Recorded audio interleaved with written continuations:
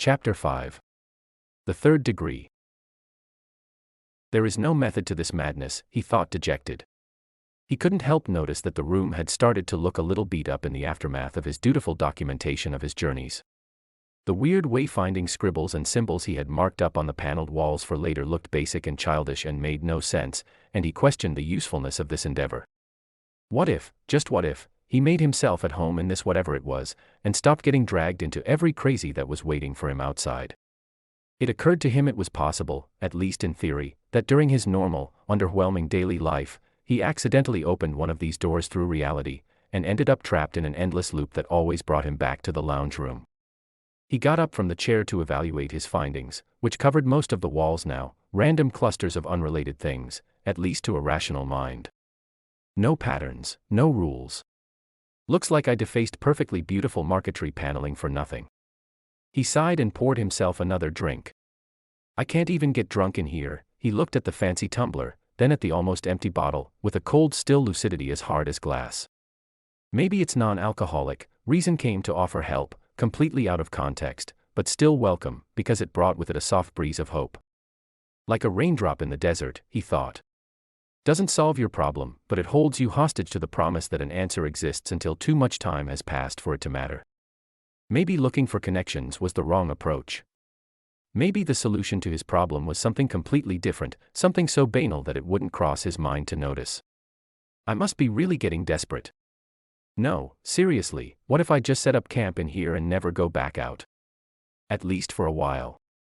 Can't be worse than getting lost in the forest at night, or ending up in a locked storage room. Somebody had changed the music to sounds he hadn't heard before, and his mindset shifted, drawn to the beautiful marquetry patterns now covered in scribbles. Just like his scribbles, no two of the former were alike. He felt as if he had been parroting those patterns all this time, translating them into a different language, one made of scribbles and symbols as opposed to wood veneer, without understanding them at all.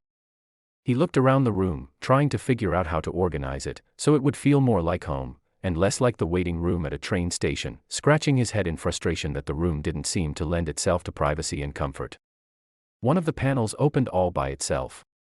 He looked at it, focusing his attention on its details to remember them later. The design comprised swirling and winding stems with tulips at the ends, so entangled, it was impossible to tell them apart. I'm not going, he decided, calm, then turned his back to the gaping hole in the wall, and went to the bar to fix himself lunch. A blood-curdling scream emerged from the depths, the sound of a person facing mortal danger. He hesitated, faithful to his original intent, arguing with himself that this was not his problem, and that being stuck in here in this alternate reality hub was punishment enough. Meanwhile, a second scream pierced his ears, and then a third, accompanied by desperate cries for help. His protective instincts got the better of him, and he walked through the opening, already furious because he knew ahead of time he'd have plenty of opportunities to regret this later, kicking himself for being such an idiot, and hating that person, whoever they were, for calling out his guilt. He barely had time to adjust his eyes to the bright sunlight, when he got engulfed in a sea of flashes, camera clicks, and shouted questions. It felt very much like a nightmare, too surreal to be happening, and engendering the same vague feeling that things didn't fit, but in ways one couldn't clearly state, even to oneself, because that part of one's brain that made the logical connections had somehow been disabled. Did someone put drugs in my drink? He went to the next logical possibility, which his sharp mind dismissed as unlikely. What was wrong wasn't with him, it was with everything else. But that's insane. That is literally the textbook definition of madness.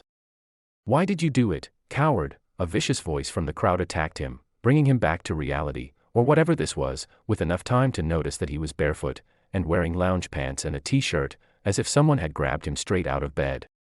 Where is here, and where is the victim? He reasoned that the screamer probably didn't end up well, and they thought him the perpetrator of the crime.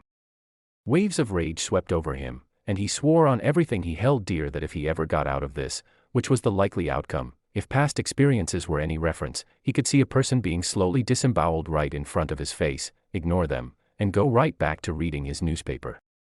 His newspaper had never tried to shove a microphone in his face and insult him for no reason, thus his newspaper was better company.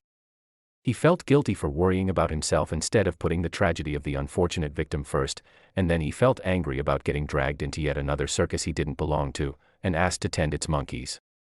Degenerate, another scream emerged, followed by a shoo which barely missed his head. Pervert, another scream followed, drowned in a sea of jeers and protests from a crowd that was approaching menacingly, barely held back by the cordon of police.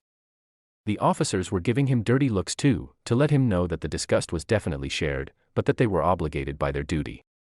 What the hell did the perpetrator do? He wrecked his mind to imagine, as a tiny helpless smile curled his lips in a silent call for help from anyone who would dare show him kindness. Look at that monster smile, a grunt pushed through the cordon to get in his face, and he read so much hatred in that person's eyes, he knew that if it weren't for the police, he'd already be dead. An endlessly creative series of curses and profanity accompanied the death stare, getting louder as a couple of officers dragged the attacker away from the crowd. "I hope you rot in hell for what you did, you depraved demon spawn." A crying woman's grief pierced him like a rusty knife, with an intensity designed to inflict maximum immediate and long-term damage. "Why did you do it, sir?" The press kept pushing through, louder than the crowd so their questions could be heard over the screams of the protesters. "Was it for the money? Did you hope to get her money? Did you two have an affair? Did you push her?" An interviewer got so close to him he could feel his hot breath in his face. "Did you push her?" So it was a she, and she must have fallen from somewhere high up. He tried to put the story together in his head, knowing full well that these stories never congealed into something halfway coherent. It was like an orchestra rehearsal before the performance, where every instrument practices its own tough piece to perfect it. Perfected chaos. He tried to turn his head, to see if the scene everybody was raging about was behind him, but an outraged policeman grabbed him by the scruff of his neck and forced his head forward. "Time to go, sir," he said harshly, and prompted him with a controlled but stern grab of his arm. The pavement felt very cold under his feet. He assumed by the looks of the landscape that it was February. He was definitely not dressed for it, and, despite his best efforts to put a good face on this whole situation, he started shivering uncontrollably. He couldn't help thinking how pitiful it was for a land creature to have gotten so soft that it had to limp to avoid the sharp pokes of the occasional pebbles in order to protect its sensitive soles. A land creature whose feet were too soft for the land it walked on. It would have been comical if it weren't so sad. It was a mistake. A revelation hit his confused mind with the glaring light of the obvious, but he couldn't tell exactly what the mistake was, that he had become incompatible with his own environment, that he got stuck in a reality loop, or this instance of his torment, which didn't even register as a priority in the larger scheme of things.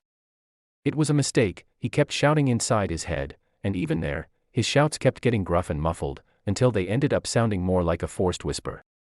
The crowd kept pushing against him and the group of police officers who were holding their bodies to protect him from it. Somebody still managed to reach his body and grabbed the collar of his t-shirt.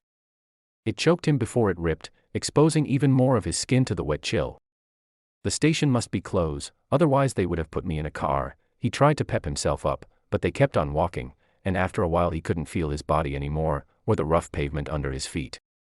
"Right this way, sir." The officer in command pushed him up the stairs and towards the door of the police station, and more than anything in his life, he prayed to God he would hear music the second that door popped ajar, but sadly that didn't happen. The officer led him to an office, instead of an interviewing room, sat him down in a chair, and left. He waited there for hours, while busy people swarmed around, ignoring him, very involved in what seemed to be a breakthrough in an important case, the one he had gotten himself entangled with, he assumed. He tried to gather from fragments of their conversations what were the details of his guilt, but the information he got was too sparse and disjointed to make sense. He stared intently at his surroundings, trying to take in every detail of the room, unable to chase away the thought. One of those many doors that kept yapping open and closed like angry mouths was his path to freedom.